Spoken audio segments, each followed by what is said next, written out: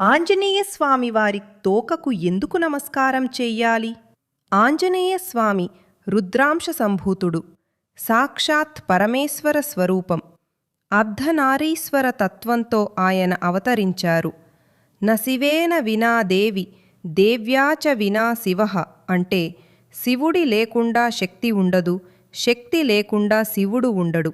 ఈ అర్ధనారీశ్వర తత్వాన్ని ప్రతిబింబిస్తూ ఆంజనేయ స్వామి అవతరించినప్పుడు జగదంబ పార్వతీదేవి తన శక్తిని ఆయన తోకలో నిక్షిప్తం చేసింది. అందుకే ఆంజనేయ స్వామివారి తోకలో శక్తి ఆశ్రయించి ఉంటుంది. హనుమద్ ఉపనుమద్ ఉపాసకులు దీన్ని గుర్తించి హనుమత్వాల పూజ అనే ప్రత్యేక సాధన చేశారు.